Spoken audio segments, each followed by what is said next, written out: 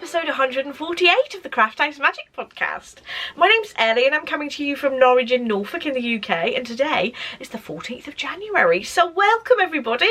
I hope you've all had a lovely crafty week since the last time I've spoken to you, and I'm here to share all the things that I've been making in the last 7 days. So on this week's podcast I have some knitting to start off with, and then a little bit of a change to the normal format. Well, I did do it last week as well, but I've got a make 9 list, but this time it's my sort of stitching and non-dressmaking sewing that I've had a list for the targets for last year and the new targets for this year. Then I have a couple of questions from the Ask Me Anything thread. I have 1 or 2 confessions. And I have a little bit of information on my shop update at the end of the podcast. So you can find me on Instagram, Ravelry and Facebook as Craft House Magic, and I have my own website, crafthousemagik.co.uk, where you can find the show notes for the podcast. I also put them in the description bar down below, and also my online shop where I sell my hand-dyed yarn, handmade project bags, stitch markers, HiyaHiya knitting needles, Clover crochet hooks, and also bag making supplies like fabrics and waddings. So in terms of make-alongs, we still have the Mistletoe Kisses make-along going on in the Ravelry group and on Instagram. And that's basically if you've been knitting the Mistletoe Kisses socks, whether you're knitting with the Mistletoe Kisses yarn, whether you're knitting with the Advent minis from last year's Mistletoe Kisses Advent calendar, or you're making the Cupid's Arrow Advent wrap. If you're doing any of those things, come and join in. You don't have to do yarn and pattern from my shop. It can be yarn from something else knitting one of my patterns, or the other way around, if that makes sense. So that's still going on until the end of January, so you still have plenty of time to enter. And I haven't yet drawn for the Christmas make along, so we've got the Festive Frenzy 2020 and the Craft House Magic Gift Along 2020. I haven't drawn for prizes yet, so actually I'm not going to be doing that till Wednesday, so you still have a little bit of extra time to enter there. I did originally finish at the end of December, but I haven't had a chance to sort out the prizes yet, so you still have a bit of time to enter, and I won't be doing that until Wednesday next week, just before the day before next week's podcast. So I've decided we need a new make along for this year, so what better idea than a long-term project that you can work on for sort of 20 minutes a day, or whatever period of time you can spare really, whether it's sort of 5 minutes or an hour even, to get those really big long-term projects finished. So I'll be doing it over in the Ravelry group and on Instagram. You can use the hashtag craft20a-day, or come over to the Ravelry group and share what you've been making on there. So it can be any craft and any sort of period of time every day, just as long as you've got a goal in your mind how much you're going to do every day to get those really big projects finished by the end of the year. So I'm going to run it till the end of the year, and I'm going to do 1 prize every month, and then at the end I'll draw several bigger prizes as well. So that's going to be fun. So let's get on with the good stuff, shall we? So I've been working on a pair of socks, and I've managed to actually finish 1 sock. So here it is. It is a very basic ribbed sock that I wanted to knit this yarn out of. It's just such a beautiful colour. I did start knitting a cables pattern with this yarn, but I was having so much trouble because I made a mistake and I ripped it out, and I could barely see where the cables crossed really, because it's quite thin yarn and quite dark as well. I just thought, what am I doing? Why am I putting myself through this? I will just do a simple ribbed sock instead. So I'm basically using my simple top down sock pattern, but with ribs all the way down the leg and then just on the top of the foot, to make it a nice cozy grippy sort of sock.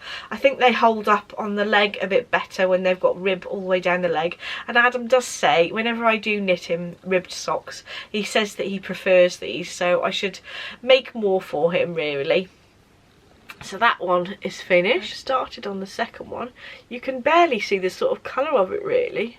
It is a sort of dark petrol blue teal colour. I don't actually know exactly what the yarn is, because when I bought it from Yarningham a couple of years ago, it didn't come with a label, and then for the life of me I can't remember what indie dyer stall it was off. I'm going to have to look it up. One of these days I'll have to go back to one of my vlogs. I'm sure it's on there somewhere and I can work out where the yarn's from. So the second thing I've been working on is some mittens. So this is off my make 9 list. I'm being very good. So this is the Mayfield Mitts, and and it's a pattern by Erica Hooser, and you can just about see the pattern starting to appear just there. And it's the same all the way round really, and it's got some 1x1 twisted rib at the bottom. These are quite long mittens, so I have sort of tried them on just to make sure that they fit, and I reckon it's probably going to come to about there, so I think that's about the right size really. And I'm actually knitting these on HiyaHiya flyers, because normally I'll do colour work in the round on 9-inch circular needles, and I thought actually, because you can pull them quite sort of flat at the edges when you're knitting colour work, I thought, oh, they might work just as well as the 9-inch circulars, and I think I like them slightly better because I can grip the needles a little bit more, and when I get to the edge here I can flatten it out so that the floats at the back of the work are stretched out nice and evenly, and you don't get really tight edges. Like when I knit colour work with a magic loop, that's what I tend to get, really tight edges at the sides. So I am really enjoying knitting it on these flyers. And I've noticed that a lot of people have been purchasing the flyers from my shop recently, which is lovely to see, and I hope you like them as much as I do.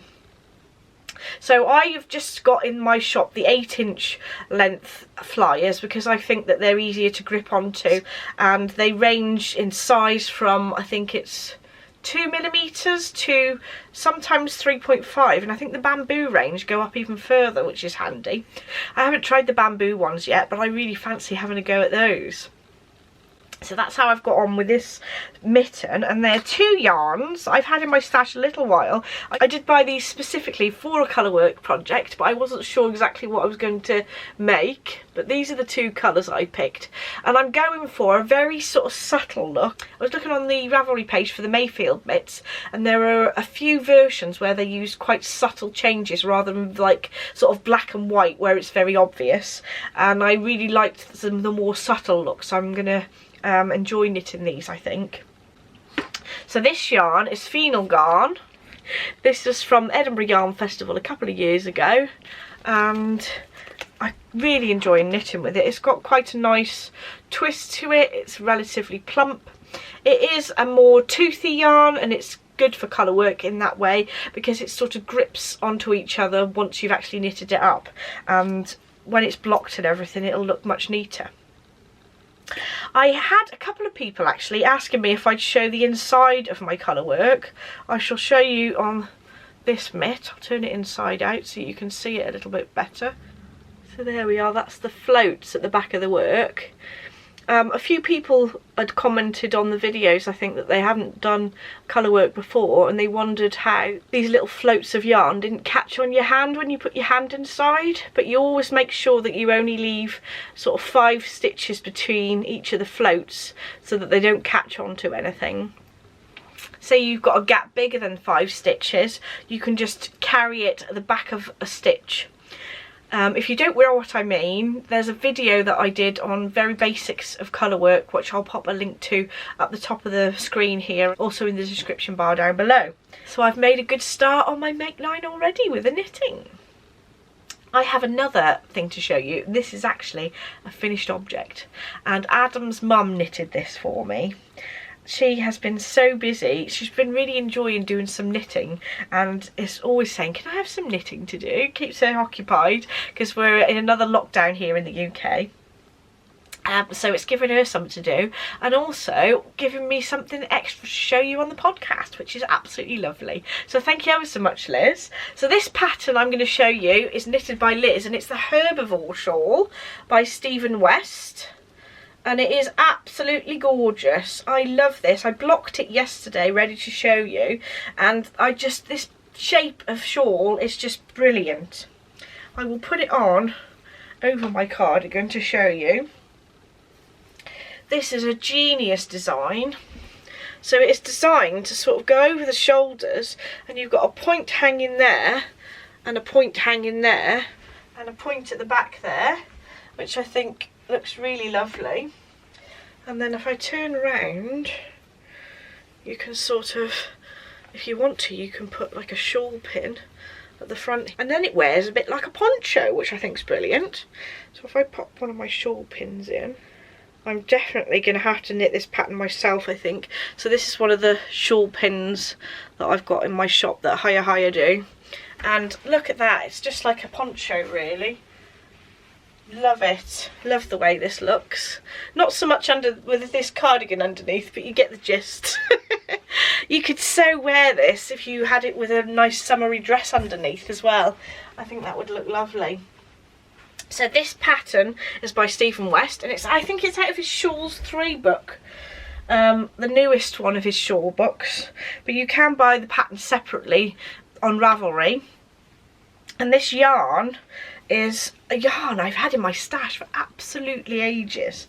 So it's like a purple and grey, and you can see the pattern. There's like this ribbed pattern where the pointed bits are, which I just think is absolutely gorgeous. Anyway, the yarn I picked up from a yarn shop, actually in Cromer, I think, absolutely ages ago, years even.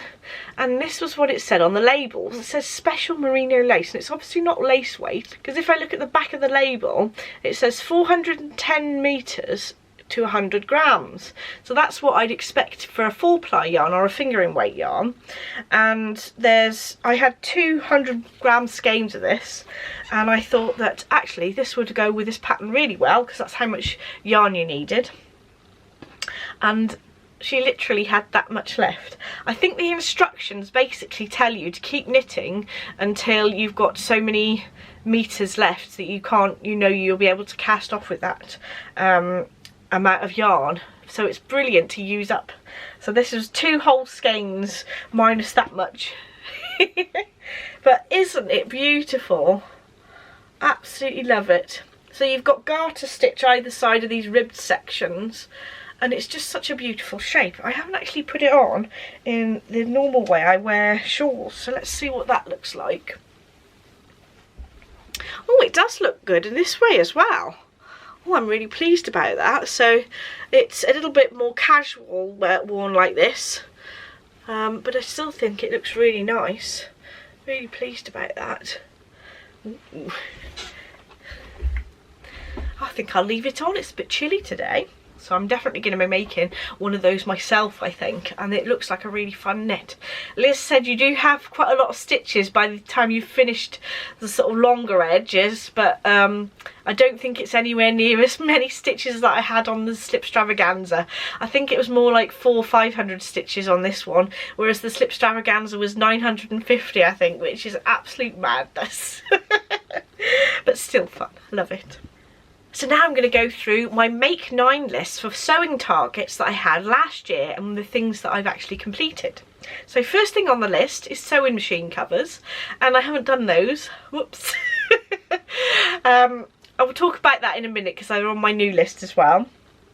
Second thing on my list was the zip storage pods that were going to go behind me, and you can see that I've got 2 hung up there and I've got 1 here to show you. So there was 3 in a row, and I had these planned just to store my different coloured zips in so that they were easy to grab and I didn't have to go through looking through boxes to find different coloured zips. So I made 3 of those, and they're made from pattern called storage pods from Love from Beth, and I will leave a link to those in the description bar down below. I wouldn't say that these were the easiest pattern to do. If you haven't done quite a bit of quilting before, they are very, very fiddly, and you've got to really want to have the end product to finish them. But I really loved how they looked in the end, so I ended up making 3 of them. I might even make some more actually, because I just find them really useful, and I have got more coloured zips than the teal, black and white that I've got hung up, but those are the ones I tend to use the very most. So I do love this. What I did on it was just some straight line quilting to finish that off, and you can see that there's a contrast fabric on the inside there as well. So that was number 2 on the list, ticked off. So 1 out of 2 so far. It gets worse, trust me. So number 3 on the list was a bedroom wall hanging, and I didn't even start to think about what that was going to look like, so I haven't completed that one either.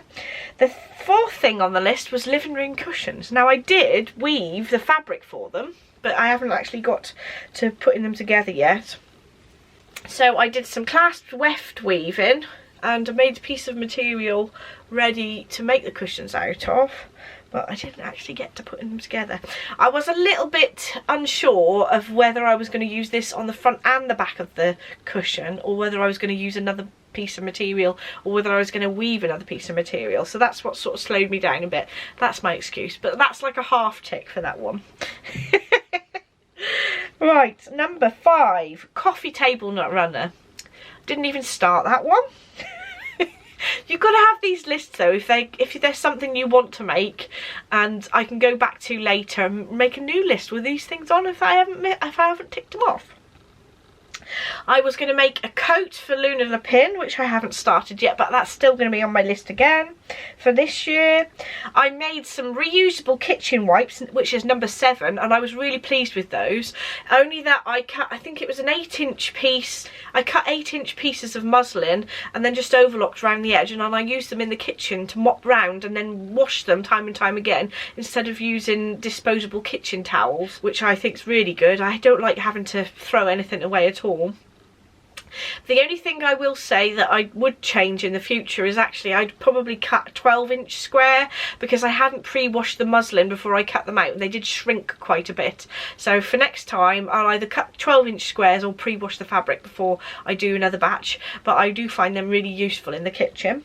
So that's 1 ticked off. So that's 2.5 ticks so far out of 7, which isn't brilliant. So number 8 was the wall hanging on the clock wall in the living room, and I actually used the clock that I'd already purchased from a charity shop, and I refashioned it and putting some embroidery in it. So if I get a bit closer I can show you.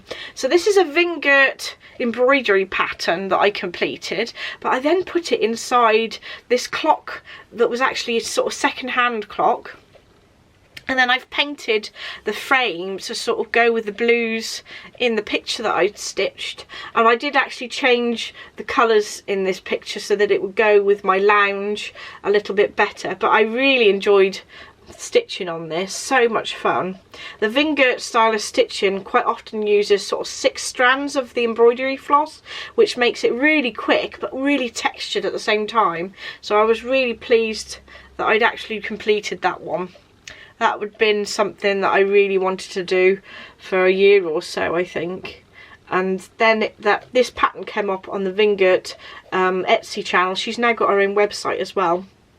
And this is actually a free pattern, so there are a number of other paid for patterns that I want to do, but this one's free, so that was brilliant. So that was one thing finished off my Make 9 for last year. And number 9 was supposed to be a star wall hanging for the lounge as well, which I never even started. Those were the main Make 9 that I did. I also made an auxiliary list as well, but I have completed some on the auxiliary list, so it isn't quite as bad. So out of the first Make 9, I did 3.5. But I did some off the auxiliary list, so I'm going to go through those with you. So number 10 was the Tilda fairy for the Christmas tree, which was this one. And I will pop a link to the book where this Tilda pattern was from, but I actually reduced the size of her by 50% so that she looked right on the top of the Christmas tree, because a couple of years before I did make one the full size of the pattern and it was absolutely huge. So I then made this size, and I'm really pleased with how she came out actually. She looks like she needs a little bit of fluffing up of her ponytails. So what I did was I reduced the size of everything apart from the wings on the original pattern, and then I kept the wings the same because I thought she needs quite big wings to be seen at the top of the Christmas tree. And then I added some sequins onto the skirt, and I did actually put some sequins on the top of her dress as well. And this is a wraparound dress, and I can actually make a different dress for her next year if I wanted to. So that was one of the things that I wanted to complete, done off the list. And then the next thing was an autumn leaf garland, which I've sort of 50% done. So over the autumn period I did make these crocheted autumn leaves, and I'll leave a link to the pattern in the description bar down below. but I didn't actually join them onto the garland, mainly because I was going to save these until next year, and I'm going to make some more things that are autumn themed and have them on a garland, and I don't want to just put these on and then put the other things on as an afterthought. I want to make all the little crocheted items together and then add them to a garland, so that it's a bit more thought out rather than just sort of throwing it together. So those are actually done, so that's another half project. Next on the list, I did have a list of cross stitch projects I wanted to do that were all separate as well, but I'm now thinking I should have just brought them all together instead of trying to do too many things. So the first thing on my list was to finish my large cross stitch sampler, and I have done it. I did actually show you this last week, so and you all know that I actually only finished it just at the beginning of this year, so I did cheat a little bit. So this is a sampler pattern, and it's by Moira, and it's by Moira Blackburn, and I picked this up from a charity shop, but I know that you can get this as a pattern online now, so I will leave a link in the description bar down below. So this one was the one that I was spending 20 minutes on every day to try and finish, and that's taken me a long time. I have been possibly stitching on this 4 years, I think, but I am pleased it's done, and I just really enjoyed doing a little bit of something every day that sort of seems like a treat. I think working on a large project like this, when you feel that you're not sort of getting a lot done each time, if you've got that 20 minutes that you sort of set aside each day and have it as a bit of a treat to yourself, it's a bit easier to get things sort of finished. And actually, I'm a bit sad I finished it now, so I haven't got that 20 minutes on this one to work on, but I have started on something else, which I'll chat to you about in a minute. So lastly on my Make 9 list for last year was the Stitchery Tree embroidery pattern. So this was a kit from the Stitchery, and I finished this tree last year, and you can see that I've stitched 2020 into the corner, and I'm really pleased with how this came out. I did actually modify it slightly. My tree is slightly more fluffy at the edges than the pattern suggests, but I just got a bit carried away. But I really did enjoy doing that, and I certainly got a lot better at doing French knots. But that was a lot of fun. And at the moment it's sitting on the desk behind me, but I do plan to put it in the lounge once we get some shelves put up on one of the walls that I've been meaning to put shelves on for a long time, but we'll get there eventually. So in total I've done 1, 2, 3, 4, 5, 6, 7.5 things off my Make 9 list, even though I've taken some off the auxiliary list. So I haven't done too bad.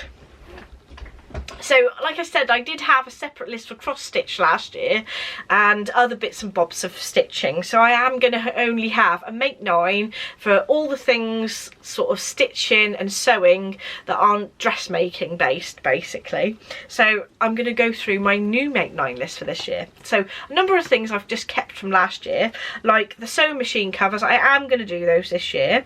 I'm going to finish those living room cushions and do the Luna Le Pin coat, and also the coffee table runner and the bedroom wall hanging. So that's all that I had on my list from last year, but I've added a few new things. So on that list I've added to do some more free embroidery, so sort of non-cross stitch, so where you can do different types of stitches, and I want to do at least 3 of those this year. So I'm hoping to do one for each of the seasons at least. I've already done one for autumn that I showed you last year, which I need to properly sort out, but that's what it looks like at the moment. I think I'm going to pop these in a little booklet somewhere rather than having them up on the wall, but that's autumn, and then I want to at least do one for each of the other seasons, if not more, so we shall see how it goes. I thought I'd be not too overzealous with my targets and just say I'll do one for each of the seasons to complete it for this year, but we'll see how I go. The next thing I put on was a bookmark cross stitch, and I'm not going to show it to you just yet because I'm hopefully going to get it out in the next few weeks, but it's a cross stitch project, and there's another cross stitch that I've actually started for this year, and it is the Country Cottage Needleworks Winter Welcome. and that's how the pattern page looks, but I will pop a picture on the screen to show you what it looks like. And it's basically, so the pattern is basically worked on some 28 count linen, and I have started, and I'm basically just using the colours that it says in the pattern, and I've started doing the windows there. I've popped it in a round frame at the moment, but I think I might actually stitch some fabric to the sides so I can put it in my larger Q-snap type frame and have it on my stand in the lounge, because I think it's easier to grab. This one is to do with my seat frame, which I put under my leg. I can sit closer to the window with better light with my Lowry frame, so I might see if I can transfer that over. And I also need to overlock the edges of the fabric as well. It is a bit of a learning curve working with linen. I thought it wouldn't really feel much different working over 2 holes rather than the Ada, but it feels so different. It takes a bit to getting used to, but I'm getting there slowly, and I do like how the linen looks compared to the Ada anyway, so I'm getting on with that okay. So I have started one of this Make 9 list already, which is good. And last of all is I've decided that I need to make a quilt this year. Haven't made one for ages, it seems, so I'm going to put that as a target for this year. I haven't decided on the design or anything yet. I just want to have that on my sort of to-do list for this year. So I feel like I've got my mind all sorted for what I want to make for the rest of the year now, and it's quite exciting going through all the projects and making lists. I do like this time of year. Next year I'm going to be showing you my dressmaking Make 9 targets, which are even more exciting, I find. I was going to show you them this week, but there's one thing off the list that I could potentially tick off last year's Make 9 this weekend, so I thought I'd cheat and show you the dressmaking next week instead, so being a bit naughty. But I'm very excited to share with you all the new things in terms of dressmaking I want to do this year. So I just have a few more sections left to go, and we're moving on to the Ask Me Anything section. So I've got a couple of questions from the Ask Me Anything thread next. So first of all, Katie was asking me, how do you get pills or bobbles off knitwear when it's worn and it sort of bubbles up? So I tend to use this, which is a Gleener. At one end it's got a little thing that gets sort of bits of fluff off things, but on this end it's got a sort of grabby, it's not a razor, but it's like an edge that sort of grabs onto bits of yarn and things if you put it gently across the top of a sweater or something, and that really helps to get the bobbles off rather than having to sort of pick them off or snip them off by hand. This is much quicker. So I'm sure that there's loads of other makes of thing that do the same thing, but they are really useful. And indeed, I probably use that just as much as well to get just bits of fluff off clothes and things that aren't actually attached like the bobbles are, if that makes sense. So the next question is from Made in Aberfala, and their question was, what was my inspiration for the Christmas Day colourway that I had as an add-on for the advent calendars? Skeins that I dyed up, and this is on the Stellina base.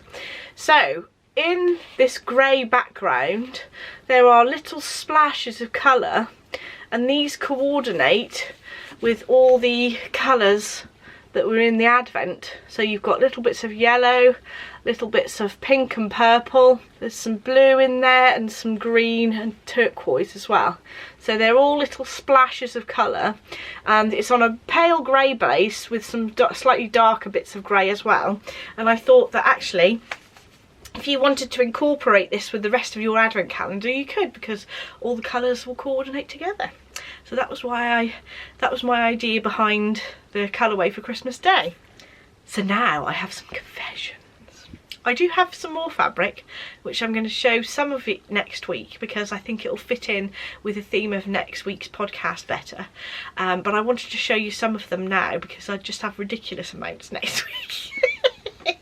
So the first thing I've got to show you is some beautiful fabric from Fabrics Galore, and it was my lovely friend Peggy had actually sent me a voucher to buy some fabric, so I went straight over there and spent it pretty much straight away. Thank you so much, Peggy, if you're watching. And these are going to be the most beautiful pair of pyjamas. This is how I can get away with wearing children's fabric, because look how gorgeous that is. These cutest little fairies, and I thought this one as a top, and then I've got this material here as some bottoms, and they're going to be long pyjamas with a cuff at the bottom as well. They are going to be absolutely gorgeous. So I'm attempting to make everything sort of in my wardrobe by hand rather than buying shop bought things, and I'm a little bit short on pyjamas, so these are going to really fit in well, and then I can get rid of some of my old shop bought pyjamas that are looking a bit worse for wear, and these are going to be like my favourites. I absolutely love them. I think they go, because they're the same range as well, you know they're going to go together really well. Really pretty. So that's my first confession. I have some really exciting other things as well. So I've had a lovely present from Adam on draping. And so draping is a method of dressmaking where rather than drafting the pattern out on a flat piece of paper, you're actually draping it onto a mannequin first to get the shape of a garment to design it. So it's like a designer dressmaking.